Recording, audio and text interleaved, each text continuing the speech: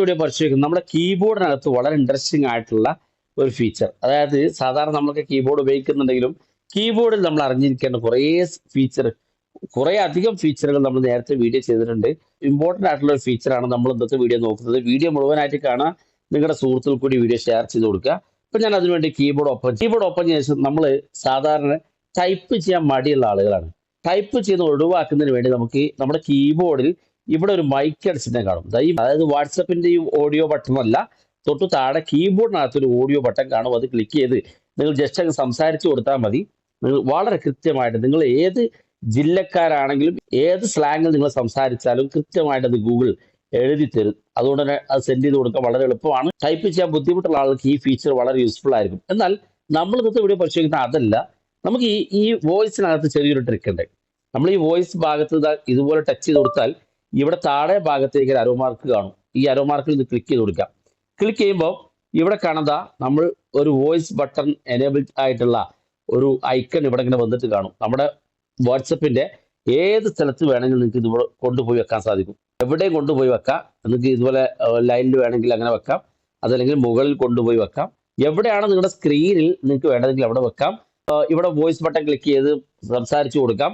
മലയാളത്തിൽ അത് നിങ്ങൾക്ക് സംസാരിച്ചുകൊണ്ട് ഇവിടെ താഴെ കാണുന്ന ഭാഗത്ത് ടൈപ്പ് ചെയ്തുകൊണ്ടിരിക്കുന്നത് നിങ്ങൾക്ക് ഇവിടെ കാണാൻ സാധിക്കും.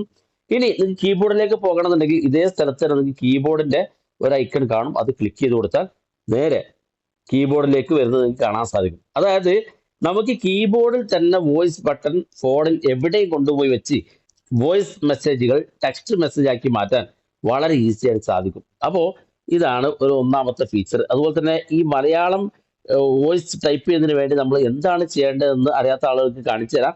ഇവിടെ കാണാം നമ്മുടെ കീബോർഡ്, അതായത് ഈ ഉപയോഗിക്കുന്ന ഗൂഗിളിന്റെ Gboard എന്നുള്ള കീബോർഡാണ്. ഇതാണ് ഏറ്റവും കൂടുതൽ ആളുകൾ ഉപയോഗിക്കുന്നതും ഏറ്റവും കൂടുതൽ ഫീച്ചറുകൾ ഉള്ളതും ഏറ്റവും എളുപ്പത്തിൽ നിങ്ങൾ കീബോർഡിന്റെ കാര്യങ്ങൾ ചെയ്യാൻ സാധിക്കുന്നതുമായിട്ടുള്ള കീബോർഡാണ് ഗൂഗിളിന്റെ Gboard എന്നുള്ളത്. ഇപ്പൊ ഇറങ്ങുന്ന മൊബൈലിലൊക്കെ ഗൂഗിളിന്റെ Gboard എന്നുള്ള ഇൻബിൽഡ് ആയിട്ട് വരുന്നുണ്ട്. അത് ഇല്ലാത്ത ആളുകൾ പ്ലേ സ്റ്റോറിൽ നിന്ന് ഗൂഗിൾ Gboard എന്ന് സെർച്ച് ചെയ്താൽ ഡൗൺലോഡ് ചെയ്യാൻ സാധിക്കും. അതിനുശേഷം നമുക്ക് ഈ കീബോർഡ് ഓപ്പൺ ആക്കി കഴിഞ്ഞാൽ ഇവിടെ ഈ സെറ്റിംഗ്സിന്റെ ഐക്കൺ കാണും മുകളിൽ. അത് ക്ലിക്ക് ചെയ്ത് കൊടുക്കുക. ക്ലിക്ക് ചെയ്യുമ്പോൾ സെറ്റിംഗ്സ് ഭാഗത്തേക്ക് എത്തും. ഏതൊക്കെ ലാംഗ്വേജ് ആണ് വേണ്ടതെങ്കിൽ ഇവിടെ ലാംഗ്വേജ് സെലക്ട് ചെയ്യുക. ഞാനിവിടെ ഇംഗ്ലീഷും അറബിയും മലയാളവും കൊടുത്തിട്ടുണ്ട്. ഇനി കൂടുതൽ ലാംഗ്വേജുകൾ വേണമെന്നുണ്ടെങ്കിൽ ആഡ് കീബോർഡ് എന്നുള്ള ഭാഗത്ത് അവസാനം ക്ലിക്ക് ചെയ്ത് കൊടുക്കുക. ഏത് ലാംഗ്വേജ് ആണ് വേണ്ടതെങ്കിൽ മുകളിൽ സെർച്ച് ചെയ്യുക. അത് ആഡ് ചെയ്ത് കൊടുത്താൽ മതി. അതിനുശേഷം ഇവിടെ താഴെ കാണുന്ന ഭാഗത്തേക്ക് വന്നാൽ വോയിസ് ടൈപ്പിംഗ് എന്ന് കാണാൻ സാധിക്കും. ഇത് ക്ലിക്ക് ചെയ്ത് കൊടുക്കുക. ക്ലിക്ക് ചെയ്യുമ്പോൾ ഇത് നിങ്ങളുടെ ഫോണിൽ ഇതുപോലെ ഓഫ് ആണെങ്കിൽ ഒന്ന് ഓൺ ചെയ്ത് കൊടുത്താൽ മതി. വോയിസ് ടൈപ്പിംഗ് നിങ്ങൾക്ക് എനേബിൾ ആകും. അതിനുശേഷം ബാക്ക് ബട്ടൺ ക്ലിക്ക് ചെയ്യുക. എന്നിട്ട് നിങ്ങൾ കീബോർഡിൽ മലയാളം ടൈപ്പ് ചെയ്യുന്ന പോലെ നിങ്ങൾക്ക് മംഗ്ലീഷിലോ അല്ലെങ്കിൽ ഏത് രീതിയിലാണ് നിങ്ങൾ മലയാളം ടൈപ്പ് ചെയ്യുന്നതെങ്കിൽ അത് നിങ്ങൾക്ക് എനേബിൾ ചെയ്യാനുള്ള ഓപ്ഷൻ ഉണ്ട്. അത് ഞാൻ കാണിച്ചു തരാം. നമ്മുടെ കീബോർഡിൽ നമ്മുടെ ലാംഗ്വേജ് ഭാഗത്ത് പോയാൽ മലയാളം സെലക്ട് ചെയ്താൽ ഇവിടെ മുകളിൽ കാണാം ഏത് തരത്തിലുള്ള മലയാള ലാംഗ്വേജ് ആണ് വേണ്ടത്.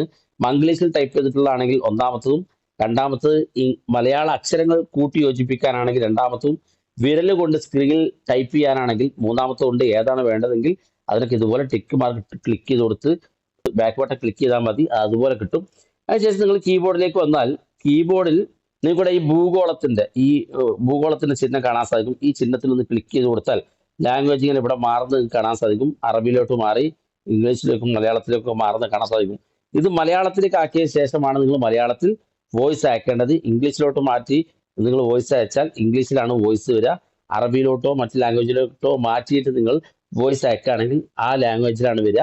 അതുകൊണ്ട് മലയാളം ഇതുപോലെ മലയാളത്തിലേക്കോ മംഗ്ലീഷ് മലയാളത്തിലേക്കോ ആക്കിയ ശേഷം നിങ്ങൾ വോയിസ് ബട്ടൺ ക്ലിക്ക് ചെയ്ത് നിങ്ങൾ വോയിസ് ചെയ്യുക. വളരെ ഈസി ആയിട്ട് നിങ്ങൾക്ക് മലയാളത്തിൽ ടൈപ്പ് ചെയ്തതെന്നാണ്.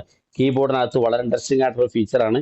വീഡിയോ ഇഷ്ടപ്പെട്ടെങ്കിൽ നിങ്ങളെ സുഹൃത്തുക്കൾക്ക് മറക്കാതെ ഷെയർ ചെയ്ത് കൊടുക്കുക. ഇതുപോലുള്ള വ്യത്യസ്തമായ ആളുകളുമായി നമുക്ക് അടുത്ത വീഡിയോയിൽ കാണാം.